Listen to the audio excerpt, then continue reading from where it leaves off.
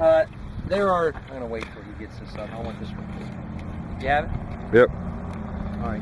Hey, when you're playing an infield position, one of the critical things you have to do is you have to know the speed of the runner. And there are different ways that coaches communicate how fast someone is or how quickly he gets to first base. Do your coaches do something like that?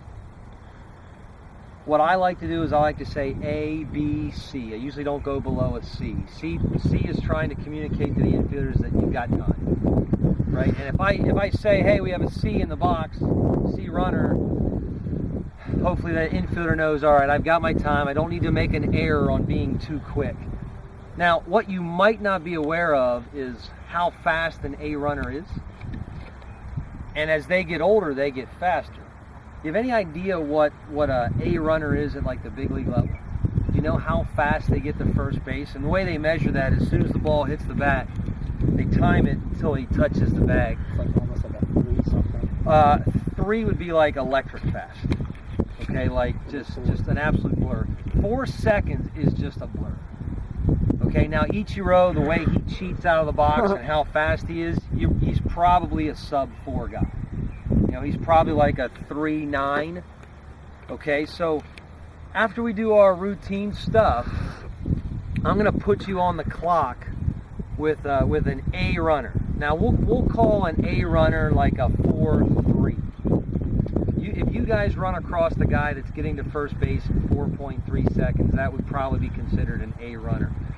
And what you probably need to do is you probably need to know the depth at which you have to play, considering your arm strength to throw out an A runner.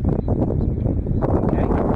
And a lot of times whenever there's an A runner in the box, besides the fact that you've got to get the ball to the first baseman in a fairly short amount of time, you also want to understand something called an arm fake rule. Consider this. Consider first and second, you're playing shortstop with an A runner in the box. Ground ball hit to you, you may have to charge a little bit, and your clock is running in your head, and at some point you say to yourself, I'm not going to be able to throw him out. A lot of infielders just eat the ball. They just field it and do nothing. What you ought to do is you ought to arm fake, you ought to field it, arm fake the throw to first base. Why would that be something to consider? Peter? Yeah. Well, the runner on second is definitely going to third, but that third base coach might be a little bit overzealous. He might anticipate your throw to first and try to score that runner.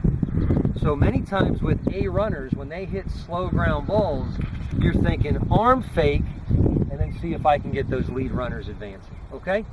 So what we're going to go do now is we're going to split. We're going to do routine at first. Outfielders, you guys police yourselves. When you're done with some reps, come in and trade out. Then we'll all at the very end, we'll practice some A runners, and we'll put you on the clock and see how quickly you can get the ball to first base, understanding your depth. And then we'll take a water break. All right? All right, let's go do it.